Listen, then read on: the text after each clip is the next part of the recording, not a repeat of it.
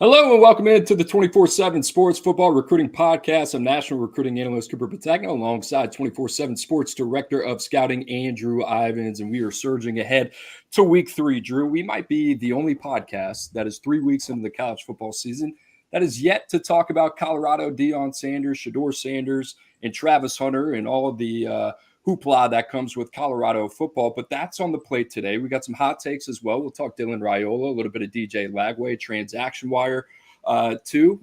Drew, hump day, Wednesday. Did you do anything last night? Did you watch the debate, or was it you just try to stay away from that stuff? I was grinding tape, Coop. I think I've watched 5 or 6 high school games in the past 24 hours. No time for politics here in the Ivins household, but I got some housekeeping, right? I got some work being done. So if there's any noise, I got Murph Man below me. He might freak out, bark. Just want to put that out there. Could be some chaos here on a Wednesday show of the 24/7 Sports College Football Recruiting Podcast. That's all right, buddy. We thrive in chaos. And I love that. All ball. The Oyster Boys are always all ball. No time for politics, like Drew said. We're here to bring you the latest on recruiting and college football personnel. Drew, let's start with Colorado. Like I mentioned at the top of the show, a lot of people are talking about this year, and that makes sense, right? We're only 3 weeks into the college football season. You and I were talking about it a little bit. What does this thing kind of look like after this year, right? You have Shedeur Sanders, projected first-round draft pick, Travis Hunter. NFL scouts are trying to figure out whether or not he's going to be a receiver. Is he going to be a corner? More than likely, either way, he's going to be a top 10 draft choice. Drew, the offensive line, still putrid, 118th in the country, 7 sacks given up already through 2 weeks. The running game, last in the country. They are averaging 37.5 yards per game. So the offensive line woes are still there. But outside of that, what is next for this program as we look beyond 2024? Yeah, Colorado going to be on CBS this weekend, taking on Colorado State. I would assume they're going to pick up win number 2 of the season. And really, I think the goal for Colorado has turned into make it to a bowl game. And you look at their schedule, and I don't know, Coop, I think it's going to be close. I mean, we can go up and down it. I think 5-6 wins are obtainable. But what does it mean long-term in the sense of what's going on with Prime? And is he going to be there in 2025? And I ask that because when you look at Colorado's 2 deep, when you look at that roster, 14 guys are listed as a senior or a graduate. You obviously have Shedeur, Travis Hunter. I think they're off to the NFL. That means next season, it's going to be a total rebuild. And you would think, okay, Colorado, Coach Prime, he's done it in the transfer portal before. I would question, okay, how have those results panned out? But the other thing, Cooper, right now, Colorado's 2025 recruiting class sitting 84th in the country. They got a Power 4 low, 8 prospects committed, just 8. It's behind schools like Rice, FAU, my Owls, UNLV, and we've seen in the past, right? Prime can pull out some recruiting rabbits from the hat. Travis Hunter, Jordan Seaton, he always will make a splash. But there's not a lot of time. Remember that early signing period? It's going to be as early as ever, December 4th. That means teams are going to play their last game. No big visit weekends, no chance to get out on the road. It's going to be signing day. These guys are going to lock in. So I'm kind of wondering, are we going to see Deion Sanders at Colorado in 2025? Because if he does choose to accept the mission, it's going to be one of the biggest rebuilds, roster reconstructions we've ever seen. They've tried to microwave this thing, Drew, and the microwave is not working, right? We talk about microwave crock pots, developing players. What does that look like through the high school level? It's kind of a good tale, a little bit of one extreme to the other. We've talked about Clemson on this show, maybe going too far to one side on the high school side of it. We talked a lot about Colorado on the show, maybe going too far to the other side of it. Maybe the answer is somewhere in between. We talked about Texas on Monday on CBS Sports Network and how they have built the program that they have built. And a lot of that was through dominating the high school ranks. We talked about those top 5 classes in the last couple of years, and also being aggressive via the transfer portal as well. Drew, 95th last year in recruiting. You talked about it, 84th this year, 31st 2 years ago. They came out kind of swinging. Drew, just maybe through your lens, if you were sitting in the building in Boulder and you had a conversation with Deion Sanders, and maybe he asked you, all right, Drew, this has not worked out the first 2 years the way that I expected it.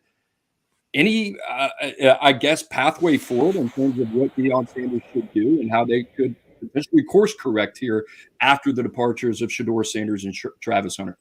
Coop, I would be grinding the tape, right? I'd be looking for senior prospects that are not committed, that are having really good seasons and that are producing. Maybe it's some guys that have slipped through the cracks. The reality is right now, you look at the top 247, over 85% of it is committed. And there will be some flips. There's going to be some kids that change their minds, especially when that coaching carousel gets spinning. But I wonder how big of a high school recruiting board Colorado has right now. I mean, think about it, Cooper. The past 2 years when Deion Sanders was running the show and his two sons were out on social media campaigning for the Buffs to get all this high-profile talent, we saw big visit weekends. We saw multiple 4- and 5-star recruits. No one's talking about the fact that that has kind of gone away from Colorado. You look at the summer, I think they only had 5 or 6 official visitors. I don't think they've lined up a big recruiting weekend yet, in-season recruiting weekend. And sure, they could do it in November, but in November, Cooper,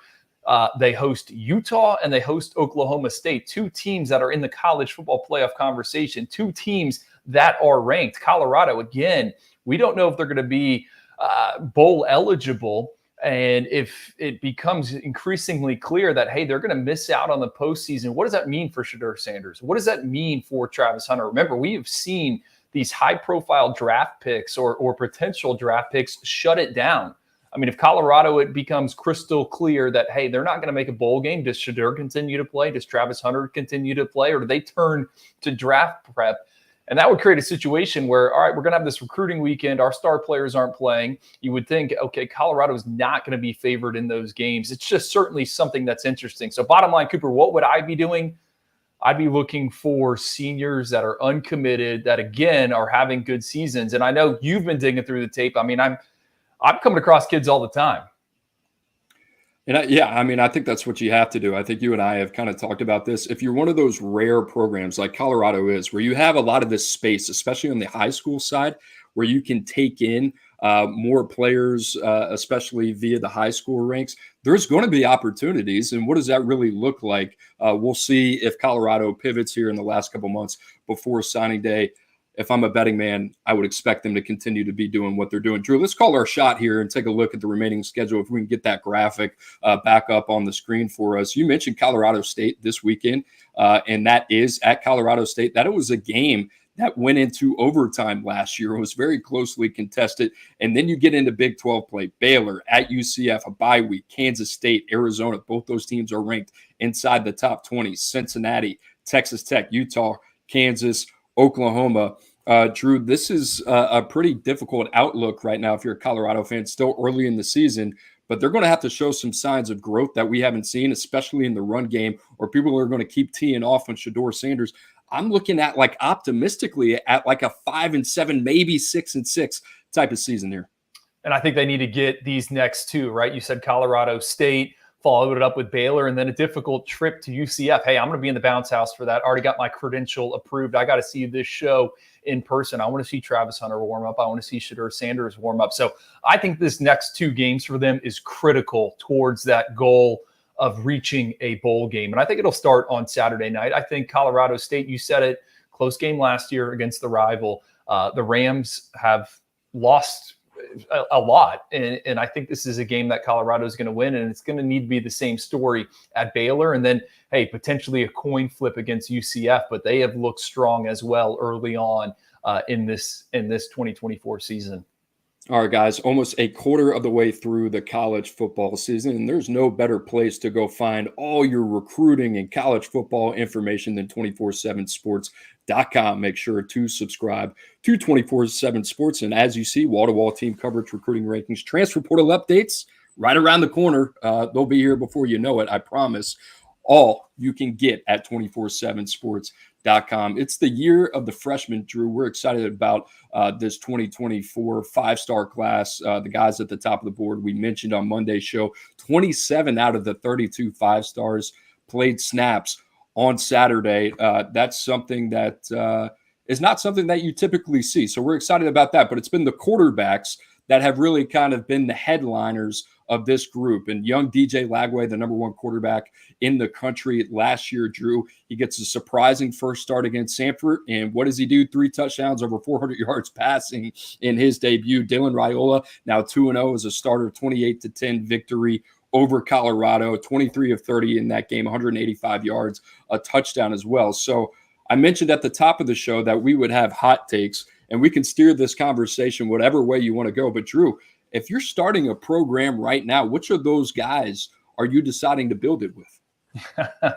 I would go with DJ Lagway, right? And we had him ranked ahead of Dylan Raiola, but I don't think you can go wrong here.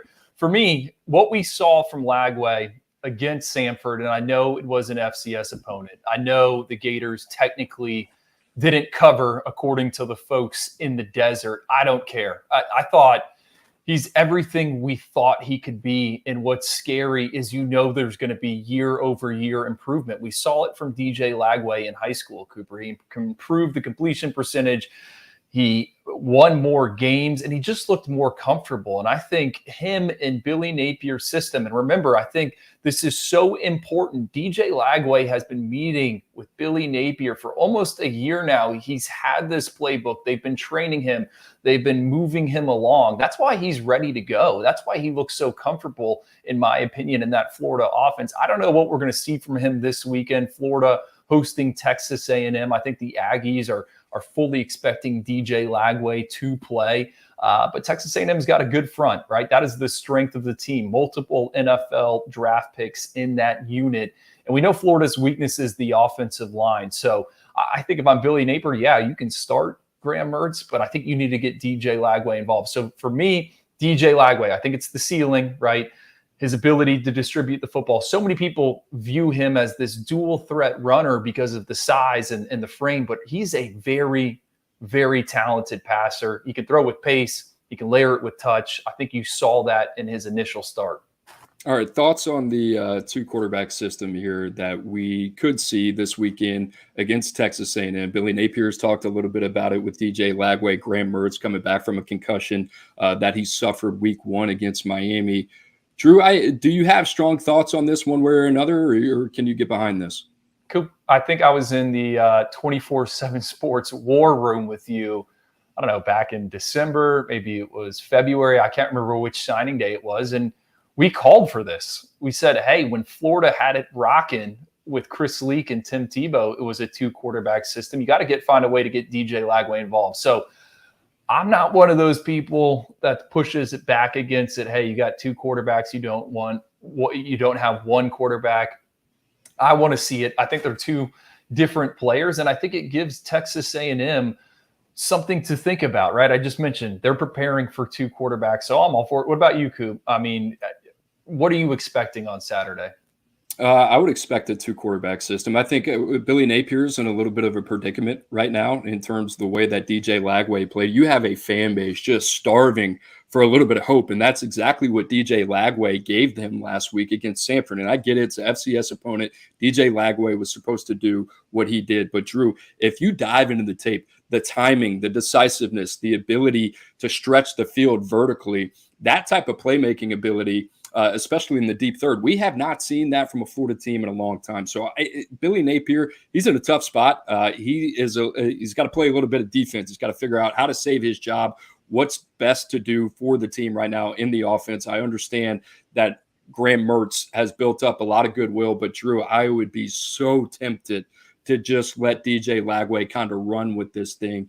And I wouldn't be surprised if we see that. If it's a couple drives that DJ Lagway puts together and a little bit of separation, maybe in that quarterback room, I wouldn't be surprised if they just kind of hand the baton to DJ Lagway and let him cook. But Drew, on the other side of this, let's give props to Dylan Raiola. This was a guy that you and I studied a lot. You wrote about it this week for CBS Sports, kind of talking about Dylan Raiola and the evaluation around him. It wasn't so much physical, the concern around Dylan Raiola. Admittedly, it was the fact that this guy had been committed to 3 different programs. He had played at 4 different high schools. Those are red flags in the recruitment. Now Dylan Raiola finds himself in Lincoln, and Drew, so far, so good. You think about what he's done, 42 of 57, 73.7% completion rate, 423 yards, 3 touchdowns. They have not asked him to be Superman, but the way that defense is playing, you don't have to be Superman. Just hit the plays when they're there. They've looked dynamic. They've shown an ability to stretch the field as well, and they've leaned on that run game with Dante Dowdle, the Oregon transfer as well. Drew, he is way ahead of the curve just in terms of being able to process and play within the structure of the offense for Marcus Satterfield. I've been super impressed with DJ Lagway, what he's been able to do in 2 weeks. They got Northern Iowa, and then it's Illinois at home. Drew, we talked about this being a super favorable schedule. I think everything right now, the way that it's worked out over 2 weeks, this is the best you could have possibly hoped for if you were Matt Rule. You called Dylan Raiola DJ Lagway there. That's okay. I'll throw the Petagna flag and Thanks, I'll buddy. correct you. Yeah, Coop. I mean, I did write about it in my talent tracker on 24/7 Sports. I think a lot of people don't know the evaluations and what went into sticking with Raiola as a 5-star prospect. I mean, this is a kid that was at the top of the board ever since he was really a sophomore, and we were following and we were tracking his moves, and it's like, you hear the college feedback, and it's not the greatest of feedback. And for me, when I went kind of all in on Raiola was that opener at Buford High School when they took on St. Francis Academy. I thought it was very similar to what he has done here through 2 weeks. And it's early. We'll see how it goes, but he managed the game. He took care of the football, and he looked advanced in the sense of how he read the field and how he navigated in the pocket, how he got away from pressure.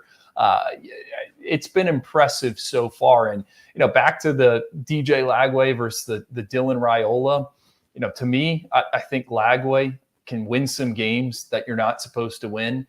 But at the same time, I think the steady Eddie, the higher floor option is Dylan Raiola. From what we've seen from him thus far, he's the more polished quarterback. It's not surprising that he is having this success. Matt Rule, I mean, tip of the cap to him. I also wrote about that kind of rebuild, called him a height, weight, speed junkie. Everyone is going to talk about Raiola when we mention Nebraska football, but we saw it on Saturday night against Colorado. That roster, that defense, it looks ready to go. And in year 3 at Rule's previous stops, Baylor, Temple, that's when they kind of broke through. And it seems like it's shaping up to go that way for Nebraska. We'll see if they are able to get to a bowl this season for the first time since 2016. But watch out in year 3 when Raiola has 11, 12, potentially 13 starts already under his belt. Drew, it's a little circumstantial, but are you surprised that we're in week 2 of the college football season, going into week 3, and we're already talking about DJ Lagway? Yeah, I mean, I am.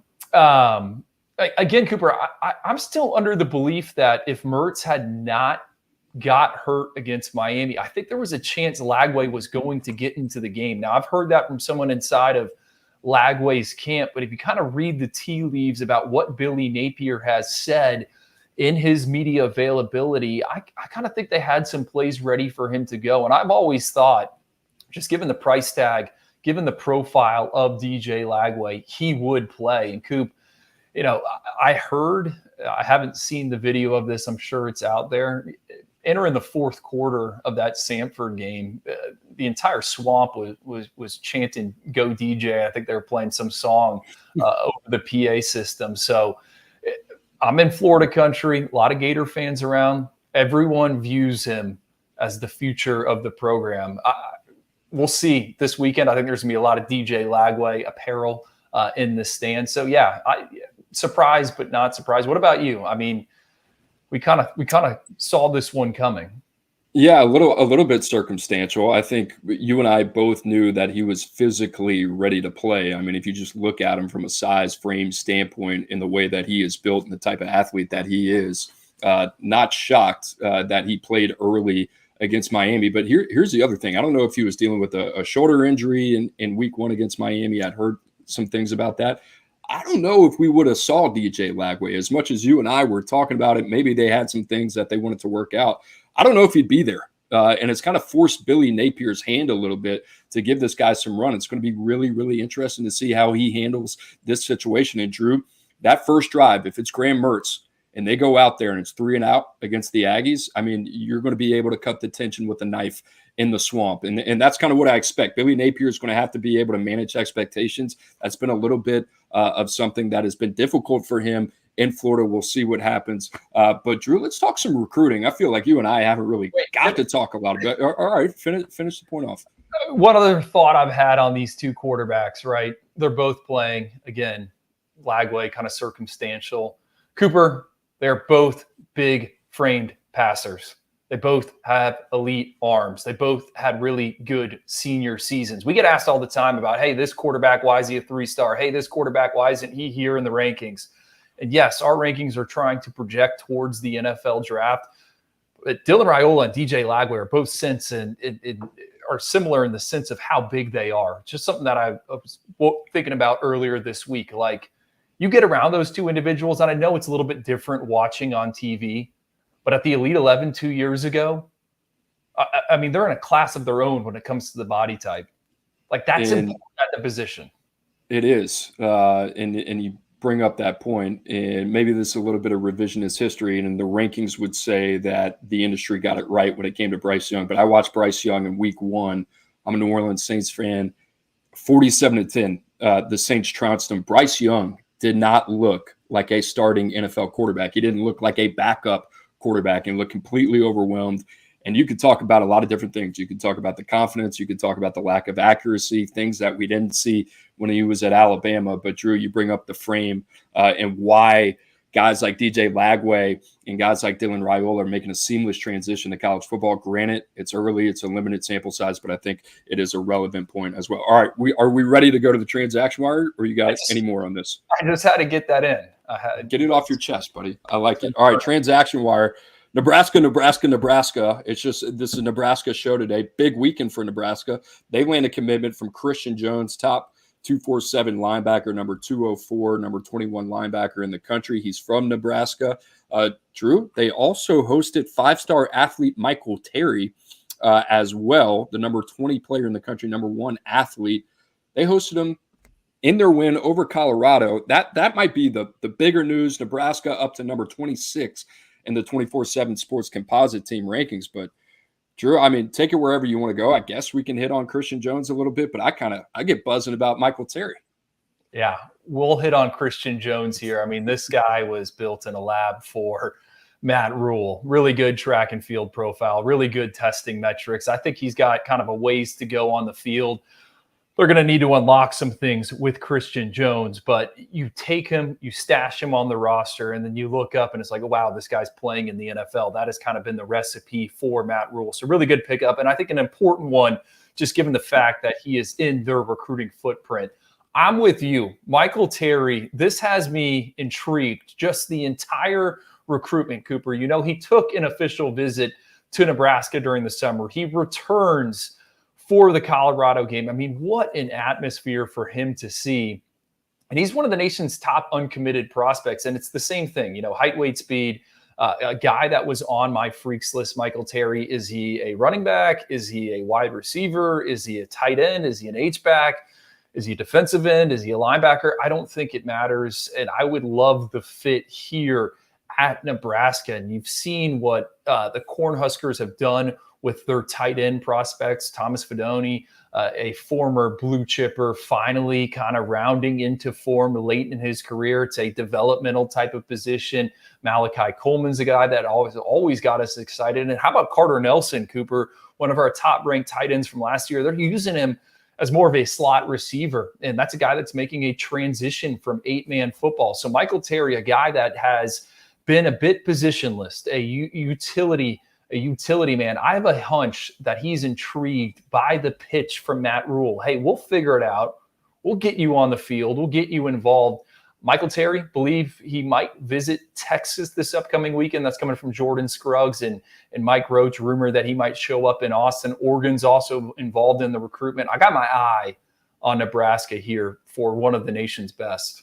You got to remember that Nebraska lost out on David Sanders, but they were one of the top 2 schools in it. Eventually, the number 1 offensive tackle in the country decides to pledge his commitment to Tennessee. The reason I bring that up, Drew, because it's all about kind of like financial diversion here a little bit. And what I mean by that is the financial capital that you would invest in the number 1 tackle in the country. Well, hey, we've raised the funds already. Where do we go to next? Michael Terry's sitting there right now, and that's a big part of the game, right? Let's not act like it isn't. We're talking about one of the top players in the country, especially being recruited by hometown Texas as well. So you can expect that. Nebraska, Drew, I just think that the buy-in from top to bottom right now between what they've done administratively, Matt Rule now in place, building back this program. You got the cornerstone in Dylan Raiola, and we've seen it so far through 2 games. I think the excitement is at an all-time high, and that's why you're kind of seeing the investment in the recruiting as well.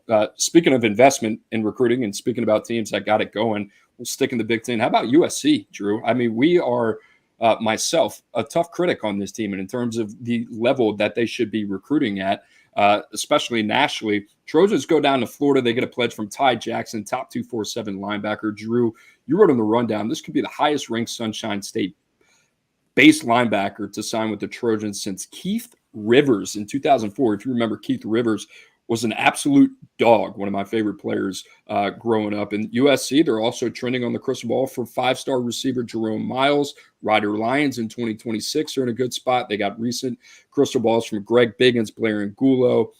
Both Jackson Miles coming off of official visits to USC, watching a 48-0 shutout against Utah State on a short week. Drew, all of a sudden you look up, Trojans got it going a little bit. They have some momentum for sure. Ty Jackson, let's start with him, Cooper.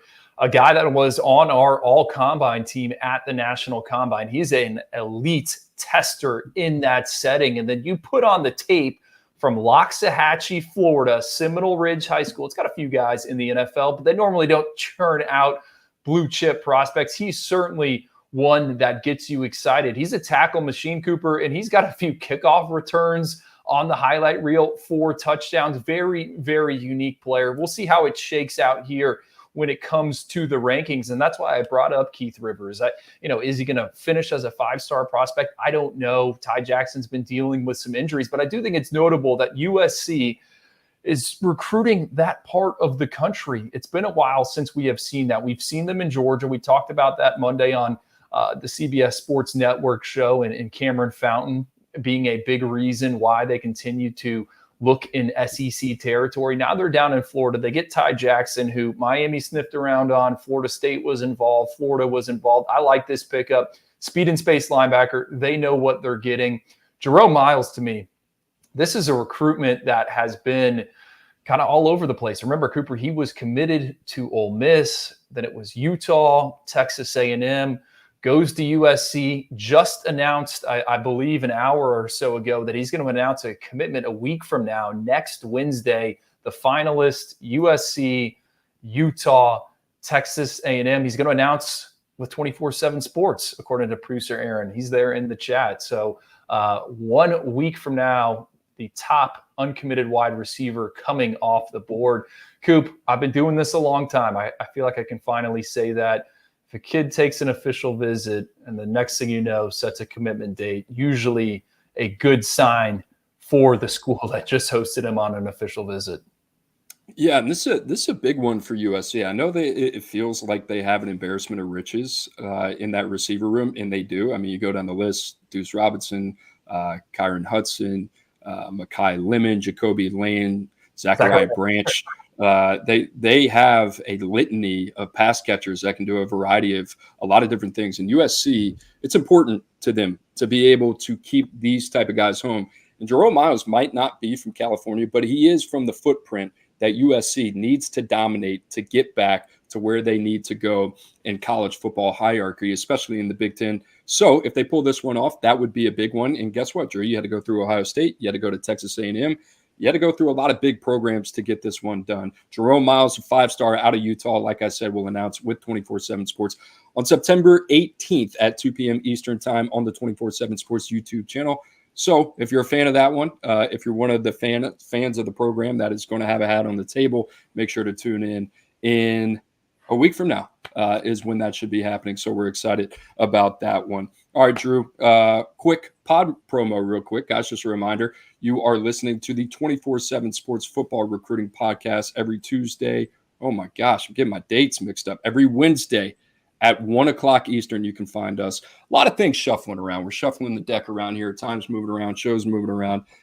Fun stuff, guys. So keep up with me. I appreciate it. Drew, we're not done with the segment. I thought I was a little bit early on the pod promo, but we got some flips happening as well. You and I talked about this Monday about Florida State a little bit. And, Florida State, Mike Norvell, they've been really the center of everybody's attention coming off an 0-2 start. I think it's caused everybody to take a little bit of a closer look in regards to what's happening behind the curtain of that program. Drew, some things on the high school side right now. Myron Charles, top 247 defensive lineman from Florida.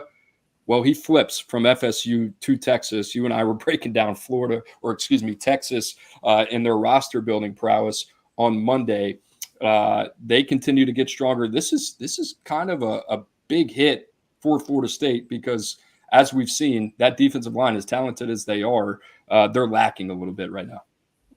I think it's for Texas. This is huge in the sense that, kind of like with Josiah Sharma, the interior defensive lineman they got out of California, this guy has the traits, right? I think he's going to have to put it all together when he arrives in Austin. But it could be a major win for the Longhorns because they're not going to have to go out into the transfer portal and try to find one of these 3 or 5 techniques or a nose that everyone is paying a premium for when that guy with 200 plus snaps enters the transfer portal. I mean, it's a who's who in the buyer market. So we keep kind of pounding the table, right? You want to be successful. You want to build yourself into a college football playoff contender. Well, then go out and get the developmental guys from the high school ranks. Myron Charles is just that, has looked very, very good in the camp setting, green numbers when it comes to the measurements, favorable testing metrics. I've had a chance to kind of study a few of his games. The flashes are very, very good, Cooper. I think for him, just getting Myron to buy into the process there at Texas could go a long way for them. And then, man, it's like playing with house money. If you can take a guy that's at the back end of your recruiting class and you can turn him into a multi-year contributor. So big for Texas. The other thing, Cooper, Steve Sarkisian back in the Sunshine State, right? Texas, man, if we're playing the EA Sports 2025 college football game, I think that state would be considered a pipeline now. Does it, right? And that was my next question, right? Because when Texas took CJ Baxter out of Florida, it was really kind of a first. We hadn't really seen that from them. They go in, they take the number 1 running back in the country just a few years ago. Now it kind of feels like, all right, there's a little bit of a break in the dam. You see that with Myron Charles, Drew, but it's also like what happens with Javian Hilson. He's been rumored that he could be on flip watch to Texas as well. They just got Jamie French, right? The 5-star receiver out of there as well. So this is a dangerous trend, not only for Florida State, but if you're Florida in a make or break year, and Mario and Miami are going to do what they do, but they can't take everybody, right? So Texas getting into Florida, that's kind of a sneaky headline that we need to keep an eye on. It's a trend. File it away for another day. I'm sure we'll talk about it on the signing day show. And in 2026 as well, they got Diabell committed. So this isn't just like a 1-year thing. Like, Texas seems to be fully invested. I think there was a time when we would have been like, well, hey, that's because they moved into the SEC and there's an SEC school in state. I do not think that's the case. Name, image, likeness is certainly playing a factor. We know Texas is as aligned as anyone in college football, but hey, exciting on-field product. They're winning games, and the best of the best are taking notice when it comes to the high schoolers. All right, let's talk about a player that between us, sometimes we have that, synergy, that telepathic, just like I can feel it a little bit. Rashad Johnson has to be the best player and a favorite of you and I that you and I really haven't talked about that much. He was committed to Georgia, top or 4-star safety. He flips to Texas A&M. Drew, that's one of those things in the midst of college football. It just kind of flies under the radar, and then you wake up, you read the newspaper on Monday, Tuesday, or whatever. You go on your favorite website, whatever it is. Rashad Johnson, I mean, this dude can play, and we've kind of raved about Mike Elko and his staff and their player personnel office over there in College Station, the job that they've done from Talent ID. Drew, I like this kid for Georgia. I mean, I love it for Texas A&M. Love it. Love Rashad Johnson. I thought you were going to say we were on the other side here. I thought you were going to say you're way higher than I am. I was in Next Gen, didn't see your notes on him yet. I just wrote him wrote him up again. And I think Cooper, I have like a day 2 grade on Rashad Johnson after getting into the senior tape. Look, Aggies missed out on Jonah Williams, who was the freak of all freaks. Rashad Johnson is plan B. Man, you are recruiting extremely well. Big framed, kind of second level, back end defender. He plays some safety at South Sumter High School. I believe former Florida linebacker Earl Everett is the head coach there at South Sumter. But Cooper, this guy can run and hit, strikes people, has tested very well, really good track and field metrics. But you turn on the tape, man, the play speed is there. He gets people on the ground in the flats. I think is a new age kind of safety that you can play in a variety of different roles. He's everything that you're looking for. It's a really big pickup for Texas A&M, and it did slide under the radar because it happened like right before all the games kicked off this past Saturday. Like in the middle of the game day picks, Rashad Johnson's like, hey, I'm flipping from Georgia to Texas A&M. No, huge pickup for the Aggies. A quick pivot of a player of that caliber really can't be understated just in regards to the level of respect you can have for that program. And that's one thing. That just means that, hey, these guys have everything in order. Drew, you talked about it. Jonah Williams, he's moved on. He's going to Texas. All right, what's next on our board? This is what we need to do. For them to be able to get that done, that kind of shows the prowess in the way that the operating ability of Texas A&M in the job that they're doing there. So there you have it. Quick little transaction wire rundown, what's been happening over the last couple of weeks in all of college football recruiting. Guys, just a reminder, make sure to get those questions in at the end of the show. Drew and I will try to answer as many of those as possible. Drew, with week 3 coming up, we're going to do what we like to do every week, highlight a couple specific individual matchups that maybe kind of pop out to us a little bit. You got the T-box first. Notre Dame looking to bounce back from a putrid loss to Northern Illinois that could subvert their college football playoff chances. Well, guess what? They got Purdue. That one's not going to be easy. What are you looking for in this game? Yeah, 3:30 Eastern time, CBS. For me, it's Notre Dame's tight ends, right? The passing attack for the Irish isn't where it should be. The wide receivers have produced 0 touchdowns through the first 2 games, and I think only 3 explosive plays. Now, Jordan Faison has been dinged up. Riley Leonard has been dinged up. We'll see if Riley Leonard is a go on Saturday. But the matchup for me, Dylan Thieneman, the safety at Purdue, who was a freshman All-American, this guy can cover. And he plays kind of more of a unique role over the top. I don't know how often he's going to be matched up man on man with Notre Dame's tight ends, Mitchell Evans, Cooper Flanagan. But that's something I'm going to keep my eyes on. I think Notre Dame, whoever is throwing the football, is going to try to target those big athletic pass catchers. Dylan Thieneman is going to have to shore up the back end of Purdue's defense. Cooper, I think this is a very interesting game in terms of Marcus Freeman, this 10-year gut check time, right? Backs against the wall. They need to come out and put up some points. And that Purdue defense, sneaky good. You know what's also unique about Purdue, Cooper? Terrian Grant, cornerback, who reclassified, right? Jumped from the class of 2025 to 2024, enrolled this summer. Finished, I believe, as a top 247 prospect for us, somewhere around 150 in the rankings. He is starting as a true freshman for the Boilermakers. So Notre Dame could have an opportunity, pick on some young guys in that secondary. Yeah, I mean, it could be a sneaky matchup. Ryan Walters is a defensive mind and a very good defensive mind at it. The thing about Notre Dame right now, you got an inexperienced offensive line who's obviously going through some growing pains. We see the potential of that line and what they're able to do against Texas A&M, stringing together a couple pivotal drives late in that game, up and down performance against Northern Illinois. You got Riley Leonard, who's a little bit banged up. You got a receiving core outside of Bo Collins that really hasn't showed you much. Drew, you said it, gut check time for Notre Dame and Marcus Freeman. I don't know what the fallout would be if they don't come up with a victory in that game, week 3 against Purdue. All right, Drew, for me, how about this top 25 matchup on Friday night, 7 o'clock Eastern on Fox? We got Arizona at Kansas State in the Little Apple. Drew, maybe the best EA Sports college football game matchup that you can imagine. You got Noah Fafita, Tetaroa McMillan, Avery Johnson, Dylan Edwards. You and I have kind of been talking about these combos throughout the offseason. But I'm looking at Noah Fafita and Tetaroa McMillan because I watched that game last week of Tulane and Darian Minso, who we talked about on the show on Monday, a redshirt freshman, only in his second start, throw for almost 350 yards and 2 touchdowns. This is a Kansas State secondary through 2 weeks of the season. They're 85th and pass defense, right? So it's all going to be about that secondary. How do they match up against Fafita, an explosive passing attack in Arizona? I mean, we're talking about a dude, Drew. I get it. It's against New Mexico. Had over 10 receptions, 300 yards in the debut of this season in the opener.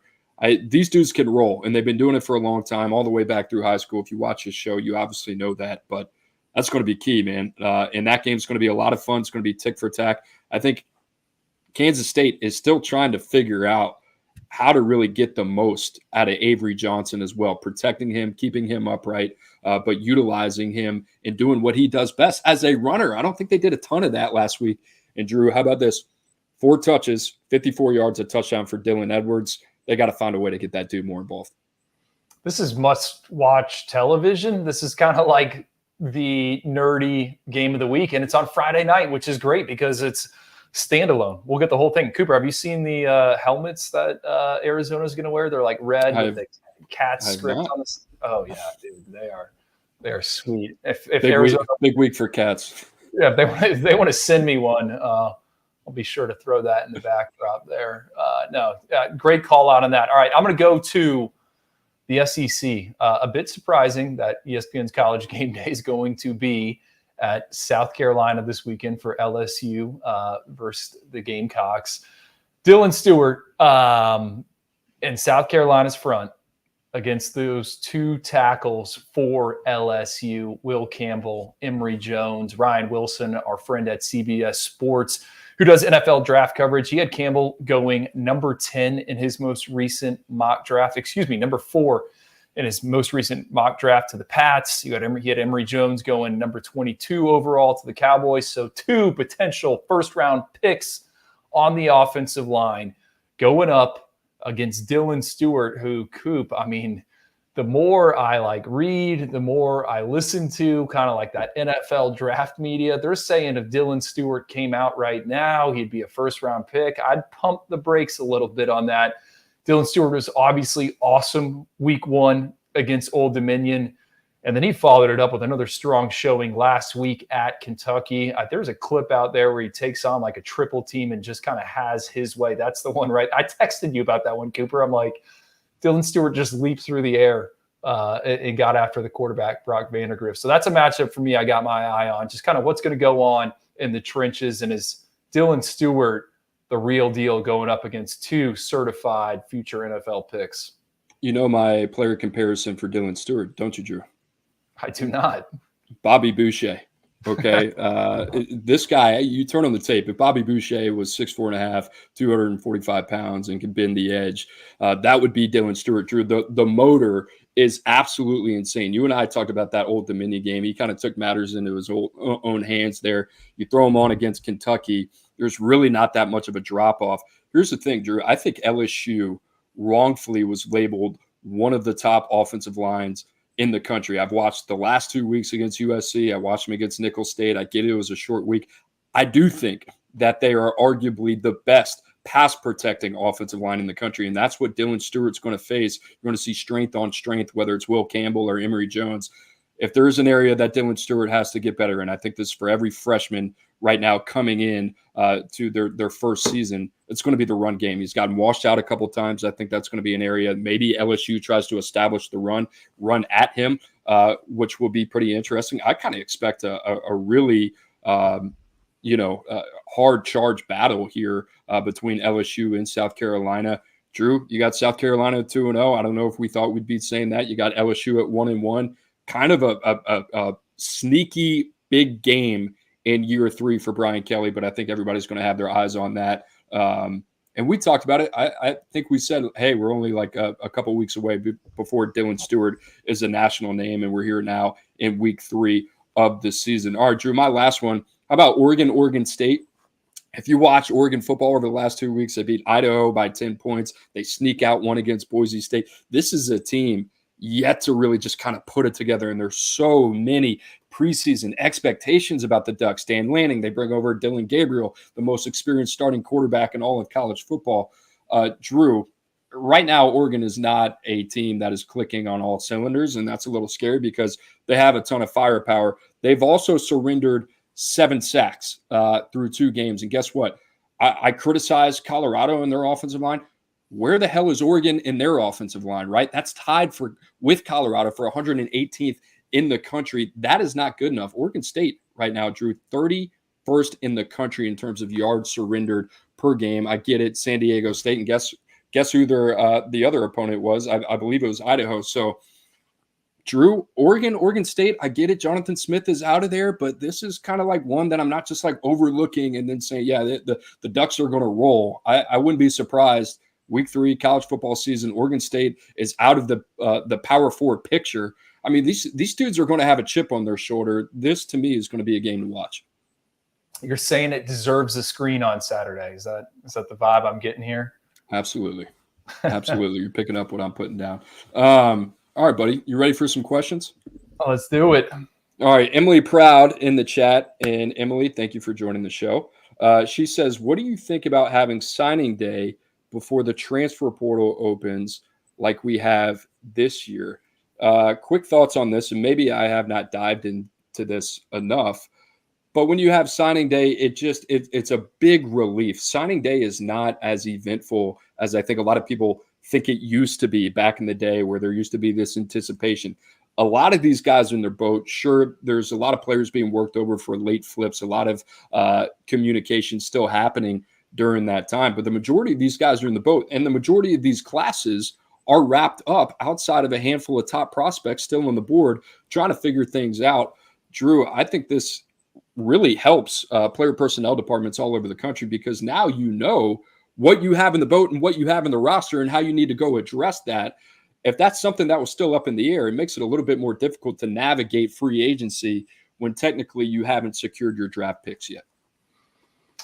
I think it's a good thing. Now, I'm going to push back on kind of how the calendar is set up, right? I think by design, the NCAA was hoping to alleviate some built-up pressure for college football staffs, and I get it. They get paid a lot of money there in the month of December, but Coop, I can't wait till we get to November, right? Coaching carousel spinning.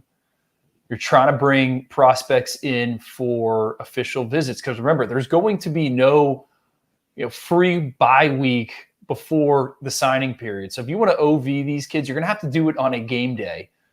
And it could be Thanksgiving weekend. I think November is shaping up to kind of be a crazy month as everyone tries to navigate through that. So I'm all for separating it for the reasons you said. Let us know what we have. Let us know what we need to go get there. I just think, when should we have the early signing period? Should we move it to the summer? And then, when should these transfer portal windows be open? All right. Question from our boy, Canes Cats. Canes Cats, we appreciate you. You're as consistent as they come, my friend. He says, question to Andrew and Cooper. Drew, we saw this one coming. He says, thoughts on Jakeem Stewart. If you're not familiar with him, 5-star in the class of 2026, reclassifying and skipping out on 2 years of high school development. What is really confusing to me is why did he wait until now instead of make that decision earlier? Drew, your thoughts on this? I'll give you the tee box first. All right, Canes Cat on our rankings calls. Seeing the text thread. I mean, we need to. This has been a hot topic.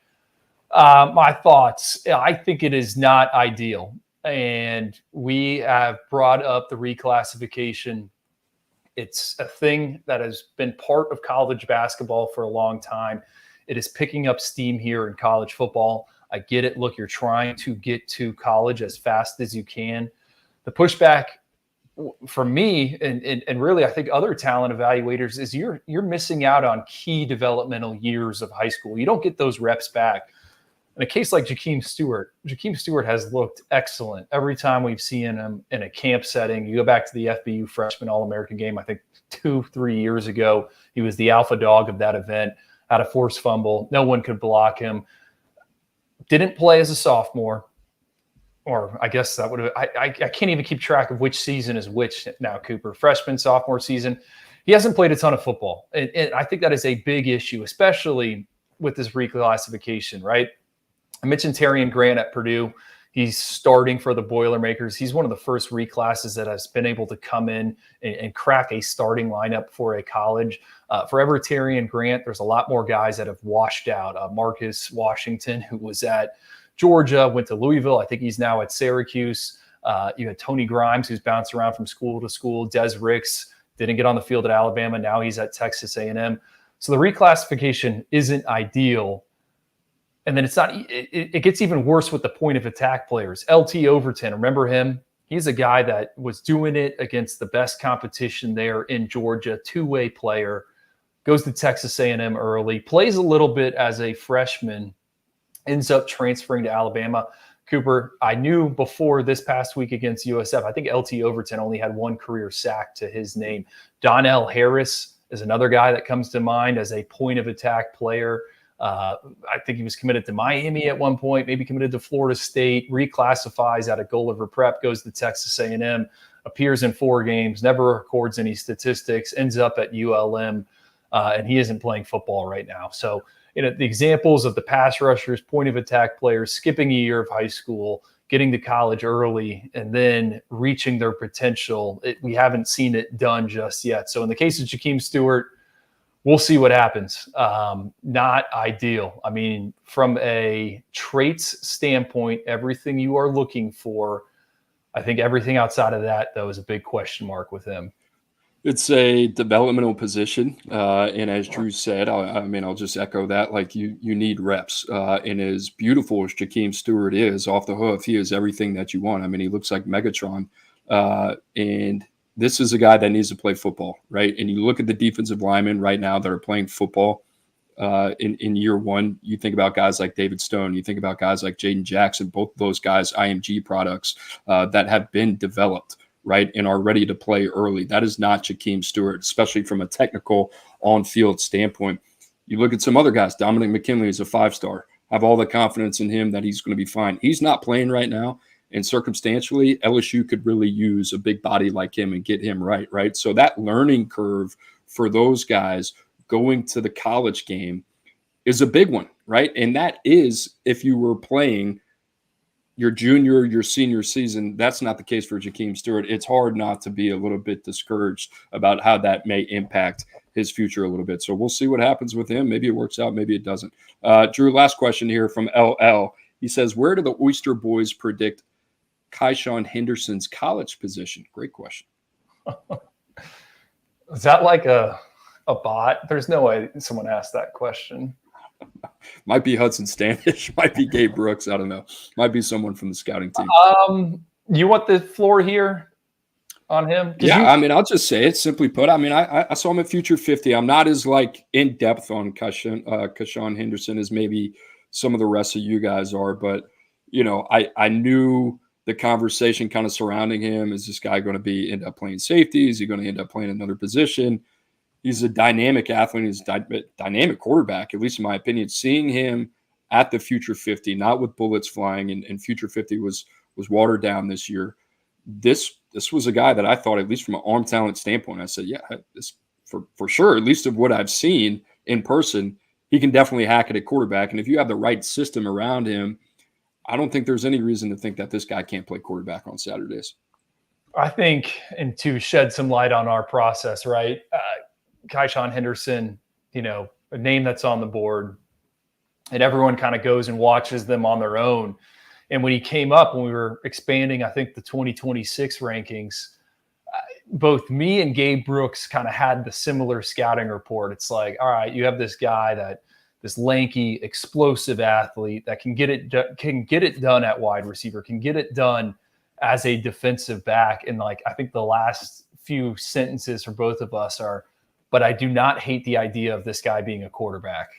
I can see the vision there. Now, Houston, which is where Kaishawn is committed, Willie Fritz and that staff have told him, all right, you're going to be a quarterback for us. And I kind of love that. So to me, I could see him as a college quarterback. I just think he is a special talent. And with our rankings, we're just so early we're going to bet on the guys that have the verified traits and are playmakers. Cooper mentioned him being at the Future 50. Yeah, he threw on Saturday morning.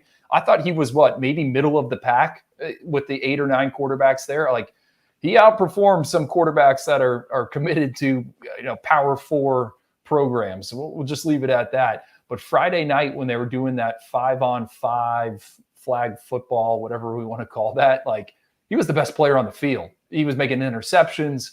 He was out racing defenses on this short, narrow field. So I'm open to the idea of quarterback, but I think he's just a guy you take and you figure it out later, because we get so tied up in like the positional. All right, what are we going to do with this individual? I think there are 2 prime examples right now that are making plays on Saturdays where some evaluators got a little too crossed up and trying to project where these guys are. The first one's going to be Travis Hunter, right? Is he a corner? Is he a wide receiver? I don't think it matters right now. And it's funny because you're having that same conversation the NFL evaluators are about, is he a corner? Is he a wide receiver, or is he both? The other one, Malachi Starks, right? He's this big safety. Is he going to grow into a linebacker? Doesn't matter. He's getting the job done at Georgia. Same thing from the people that evaluate for the NFL.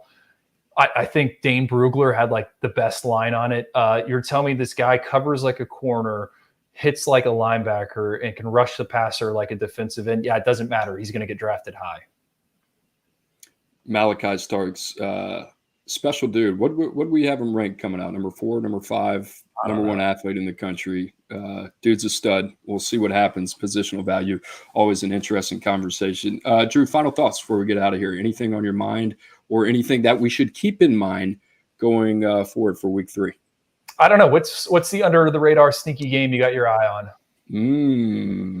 Great question. I got it booked, Mark. Let me pull up my schedule here. I love when you put me on the hot seat like this. I got one. Boston College at Missouri. I know it's a ranked game. I know it's ranked.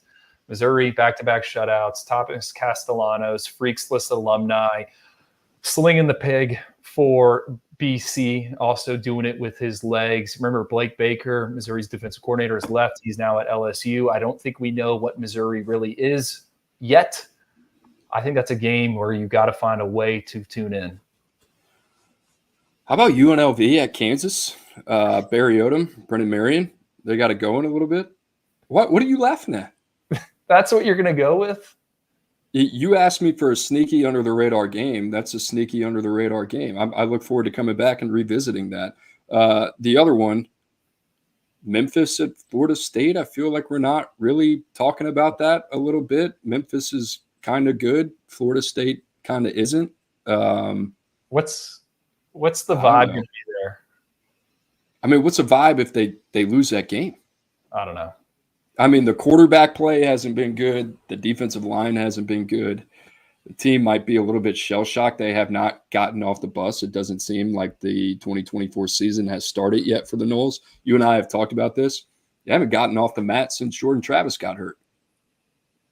And that thing is kind of like, yeah, it's in the rear view. Time is now. So we'll see, man. But I don't know. I mean, that's a 6.5-point line right there, Florida State favored. I mean, has DJU inspired any type of confidence in you that he can beat this caliber of team? Yeah, we'll see. But, I mean, it's just it's interesting to me. UCF at TCU. UCF struggled on the road in the Big 12 year one. All right, last sneaky one. Tulane at Oklahoma. That's where I thought you were going to go. That's the game I thought you were going to give me. All right. Week 3 feels like week 2. When you look at it 3 or 4 weeks ago, you're like, there's not a lot there. And now you're in it, and you're kind of like, I don't know, a little bit, So we'll see. Guys, we appreciate you joining us as always. And just a reminder, you can find us every Wednesday at 1 o'clock Eastern time on the 24/7 Sports YouTube channel. Guys, do us a favor. If you're still around, smash that like button, subscribe to the 24/7 Sports YouTube channel, and change your life for the better, guys. For Andrew Ivins, I'm Cooper Petagna. I hope you have a great rest of your week. We'll see you next Wednesday.